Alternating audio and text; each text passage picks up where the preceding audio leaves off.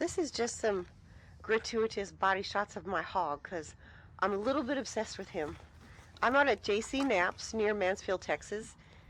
This is his buck and bull pasture. He was having a problem with feral hogs coming in here, so I came out and, much to my surprise, got the biggest hog I've ever seen. So I'm bringing my scale out to that boar. I hate to say anything ahead of time, but I think I finally got a 300-pound hog. This is my collapsible tripod. I love it because it breaks down into a bunch of pieces. I can take it out into the middle of nowhere or a swamp or somewhere that I might get stuck and I can't get my truck out there. So this thing has been really handy.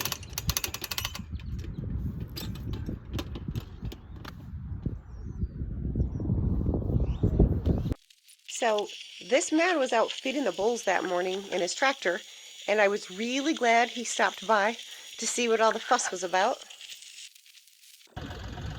I could not get this to crank one more time. It was maxed out. Heaviest hog I've ever weighed was 285, and I was able to get that one up, but not this one.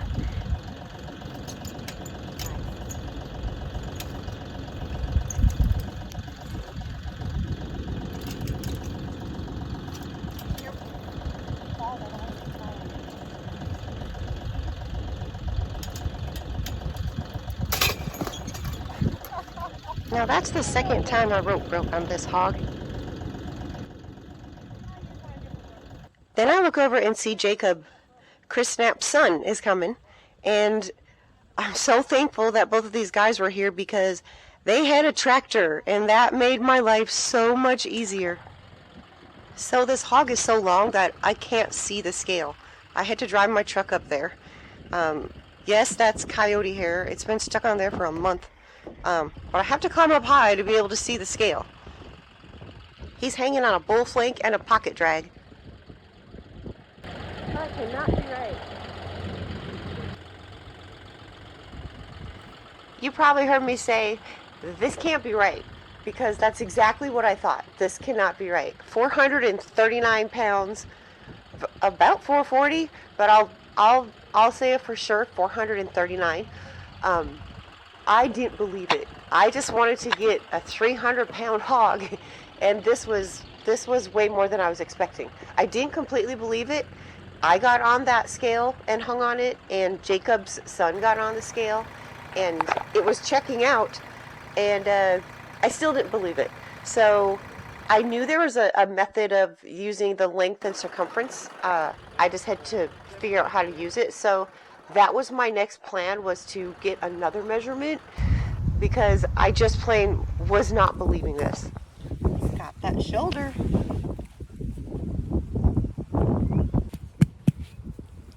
He's got that really cool shield. Good for fighting. This is not the right way to do this. I don't have a tape measure with me. As a personal trainer, I have weighed and measured and pinched fat and done circumference measurements on my clients for many, many years. So one thing I know is it has to be straight. So I'm gonna go right behind the shoulder, try to make it very straight. All right.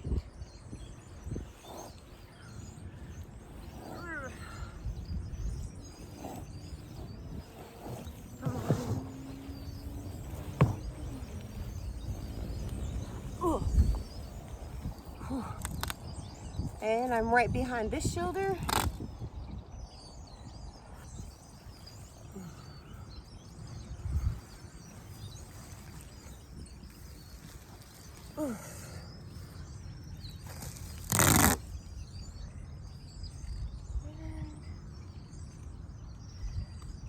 I met up with the tape in the exact same spot.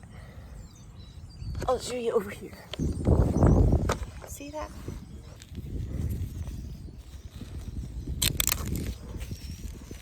So that was a It's a good rip. So my foot, here's the tape stops. And I try to make sure it's very, very straight, because if it's not, it adds on inches.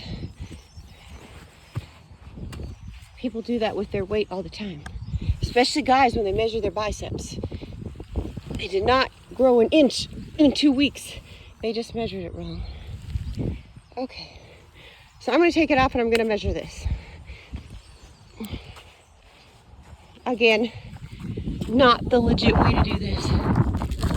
Better than nothing.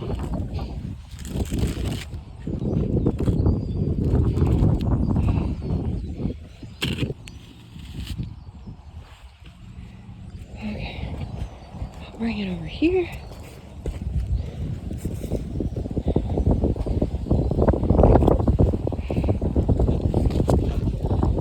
Look at those coarse hog hairs in there. If you can see that. Okay.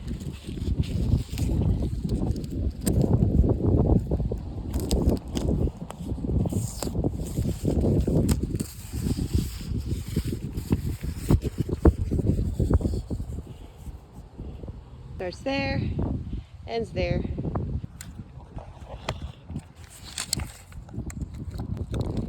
Heck yeah. Super rough, but it's fairly close.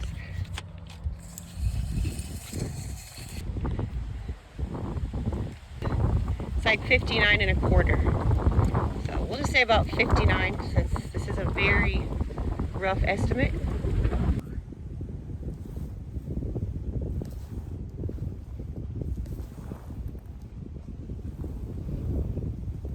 No, no, no, no, no, no. Okay.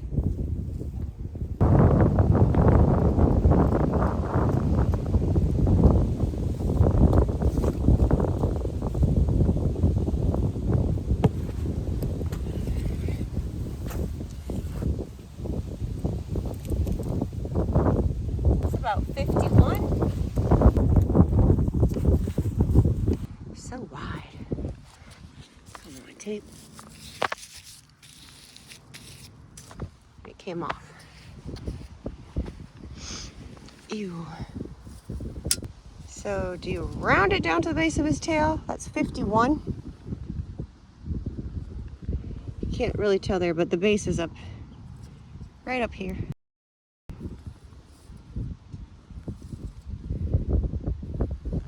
Okay, I'm going with 51. So I wasn't sure of the formula, so I just Googled it and I found this. I've never tried this method because I'm anal retentive and I like to weigh everything, but it's supposed to be pretty accurate. So take the heart girth, 59, times itself, and multiply the girth result by the length, which was 51 inches, and then divide that by 400. Boom! I was so happy to see that number. So if it's within about 3 pounds of what that scale said, it's real. I finally believe it, and I'm really excited about it.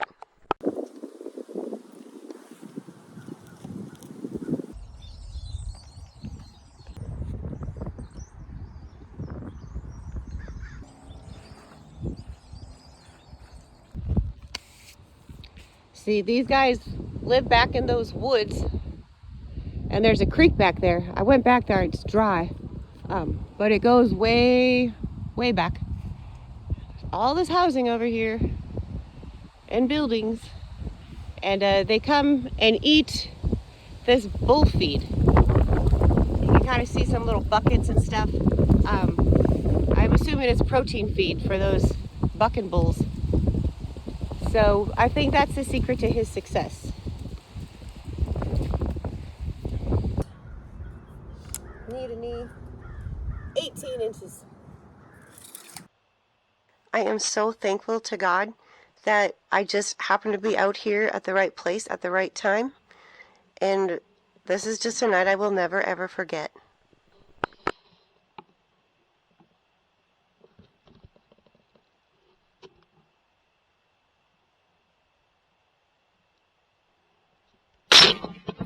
Well, hey there, you hard-working rodeo bulls. I heard someone's been stealing your feed. I got some of them. It's a start. I think you should allow me free passes to walk by you without threatening me at night. Does this sound like a deal? Okay.